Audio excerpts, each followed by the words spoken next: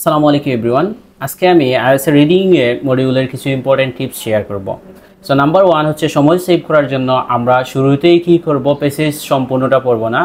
শুরুতে আগে প্রশ্ন পড়ব এবং প্যাসেজের হেডিং এবং সাব হেডিং পড়ব। এতে করে আপনি সহজেই আইডেন্টিফাই করতে পারবেন আপনার প্রশ্ন কী চাইছে এবং প্যাসেজে কী নিয়ে বলছে, কোথাও হতে উত্তর থাকতে পারে। নাম্বার 2 হচ্ছে স্কিমিং এবং স্ক্যানিং। স্কিমিং কি? স্কিমিং হচ্ছে সম্পূর্ণ প্যাসেজ মনোযোগ দিয়ে না পড়ে জাস্ট চোখ বুলিয়ে নেবেন যে কোথায় শাল আছে, কোথায় নাম আছে, কোথায় আপনার কোনো জায়গার নাম আছে, সেগুলো হাইলাইট করবেন। স্ক্যানিংটা কি? স্ক্যানিং হচ্ছে আপনি মনোযোগ দিয়ে পড়বেন। যখন আপনি প্রশ্ন পড়বেন, প্রশ্ন পড়ার পর আপনি মনোযোগ দিয়ে যখন প্যাসেজে খুঁজবেন তখন আপনি স্ক্যানিংটা কাজে লাগবে। আপনি যদি স্ক্যানিং সুন্দরভাবে করতে পারেন আপনার প্রচুর সময় সেভ হয়ে যাবে। সো স্কিমিং এবং স্ক্যানিংয়ে আপনি যদি এক্সপার্ট হতে চান, তার এক্সামের পূর্বে আপনি যখন রিডিং প্যাসেজ প্র্যাকটিস করবেন এক্সাম ওয়াইজ, তখন খুব বেশি আপনি স্কিমিং এবং স্ক্যানিং প্র্যাকটিস করতে হবে। নাম্বার 3 হচ্ছে কিওয়ার্ড।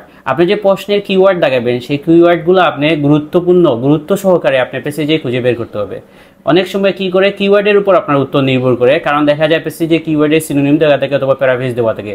সো আপনি কিওয়ার্ডটা ইম্পর্টেন্টলি আইডেন্টিফাই করবেন এবং প্যাসেজে যেখান থেকে কিওয়ার্ড আসছে সেখানে আগে লোকেট করবেন। নাম্বার 4 হচ্ছে টাইম ম্যানেজমেন্ট। সবচেয়ে বড় একটা সমস্যা হচ্ছে সব স্টুডেন্টদের জন্য আমি দেখছি রিডিংয়ে তারা ডিফিকাল্টি ফেস করে, টাইমটা দ্রুত চলে যায়, তারা 40টা প্রশ্নের উত্তর দিতে পারে না।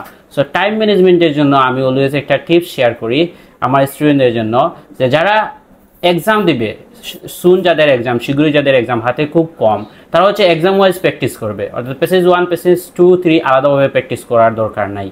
আর যাদের এক্সাম 1 মাস বা 1.5 মাস হাতে সময় আছে, তাদের জন্য আমি অলওয়েজ সাজেস্ট করি, বা আমিও এভাবে আমার এক্সামে প্র্যাকটিস করছি, যে প্যাসেজ 1-এর জন্য আলাদা সময়, প্যাসেজ 1-এর কোয়েশ্চেনগুলো আমি আলাদাভাবে সলভ করতাম।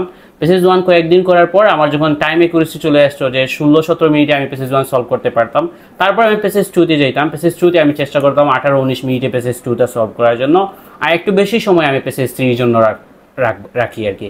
সো এইভাবে যদি প্র্যাকটিস করেন, এটা একটা এফেক্টিভ ওয়ে, আপনারাও বেনিফিটেড হবেন। নাম্বার 5 হচ্ছে সবচেয়ে বেশি স্টুডেন্টরা একদমই করে, অর্থাৎ একটা প্রশ্ন নিয়ে পড়ে থাকে, ট্রু ফলস, নট গিভেন হোক, আর গ্যাপ ফিলিং হোক, অথবা ম্যাচিং ইনফরমেশন হোক। দেখছি আমি মোস্ট অফ দ্য স্টুডেন্ট কি একটা প্রশ্ন খুঁজতেছে, এটাই পাওয়া লাগবে। কেন ভাই? আপনি তো 39টা হলেও ব্যান্ড 9 আসতেছে। সো আপনি কি করবেন? প্রশ্ন স্কিপ করা শিখবেন। ঠিক আছে, আপনি যদি প্রশ্ন স্কিপ করতে পারেন, দেখবেন আপনার কাঙ্ক্ষিত স্কোর চলে আসছে, আপনার এত হেডেক নেওয়া লাগতেছে না। অ্যান্ড দ্য মোস্ট ইম্পর্টেন্ট হচ্ছে নাম্বার 6, প্র্যাকটিস ম্যাটেরিয়াল। আপনি কোথাও প্র্যাকটিস করছেন, সেটা হচ্ছে একটা গুরুত্বপূর্ণ ইস্যু। অনেক স্টুডেন্ট দেখছি ক্যাম্পাসের বাইরে তাদের টিউটর দ্বারা যে মেটেরিয়ালগুলো প্রিপেয়ার, সেগুলো থেকে প্র্যাকটিস করে, এবং দেখা যায় ইজি অনেক প্যাসেজ থাকে বা অনেক আবার হার্ড প্যাসেজ থাকে, এতে করে তারা নার্ভাস হয়ে যায়, কনফিডেন্স কমে যায়।